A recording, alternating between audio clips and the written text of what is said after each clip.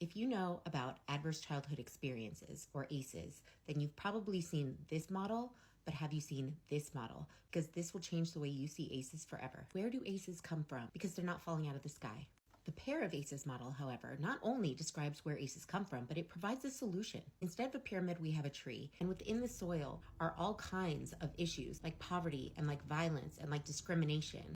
And the leaves are what represent ACEs. These problems with the soil have been referred to in the literature as social determinants of health. And if you were raised with an education anything like mine, you have always been under the impression that the inequities that we see between racial and ethnic groups in this country are a unfortunate but natural byproduct of racism, as opposed to having been put there quite intentionally. So really, the term social determinants of health needs to be replaced with policy and systems-driven inequities. These are there on purpose. The system was designed to keep certain groups from having access to a quality of life that would preclude them from encountering adverse childhood experiences in the first place. This is a historical fact. Redlining, which deprives people of access to generational wealth and good education, and lacking wealth and education is correlated with higher rates of incarceration. And guess what? One of the ACEs on the questionnaire is parental incarceration, and it is the stress from the ACEs that lead to chronic disease, that lead to premature death.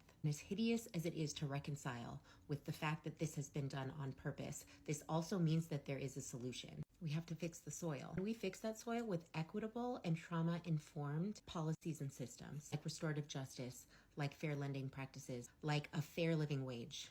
And despite the fact that our country has never made an effort to make these changes, we already have good evidence that it works. During the pandemic, researchers were expecting child abuse rates to skyrocket, but evidence now is suggesting that they went down. And it is not just because of lower rates of reporting and lower access to health services. The decline is being attributed to the unprecedented level of social support that individuals received. When we address the root problem of people suffering, they get better. Scientists and doctors and the government already know this. I take zero credit for this information. This comes from the Milton Institute School of Public Health at George Washington University and the Center for Community Resilience. You can follow up on anything I've described here by looking at the link in my bio.